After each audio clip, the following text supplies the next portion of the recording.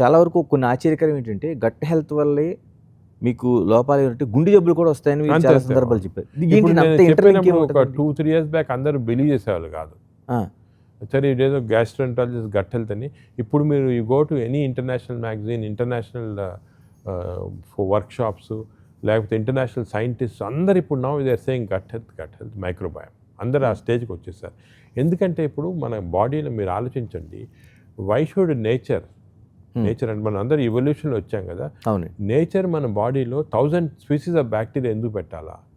మనకున్న body cells కన్నా bacteria cells ఎందుకు ఎక్కువ ఉండాలా? నేను పర్పస్ ఉంటే తెస్తుంది. నేచర్ మామూలుగా చేయదాన్ని. Correct. Some purpose is there. ఇన్ని రోజులు మనం ఎందుకు కనుక్కోలేదంటే మన దగ్గర టెక్నాలజీ లేదు. గత 4-5 సంవత్సరాలకి టెక్నాలజీ వచ్చింది. టెక్నాలజీలో ర్యాపిడ్గా నాలెడ్జ్ వస్తుంది. ఇప్పుడు మొన్న నేను హాంకాంగ్లో I address the world congress of microbiome అనేది 10,000 సైంటిస్ట్, వరల్డ్ అంతా పెద్ద పెద్ద సైంటిస్ట్ వచ్చారు. అసలు ఇది క్యూరియాసిటీ మైక్రోబయామ్ ఎందుకు ఇంత అని. అక్కడ చూస్తుంటే అడ్వాన్సెస్ ప్రతి కంట్రీలో జరిగిపోతూ ఉన్నాయి. వేరు. సో ఏమవుతుందంటే ఫార్చునేట్లీ ఇండియాలో మనం ఇప్పుడు లీడ్ తీసుకున్నాం కాబట్టి we can lead it also. చేసి క్యాన్సర్ ట్రీట్మెంట్, క్యాన్సర్ రాకుండా ప్రివెన్షన్, అవన్నీ కూడా అంత మైక్రోబయామ్ వల్లే చేస్తాం.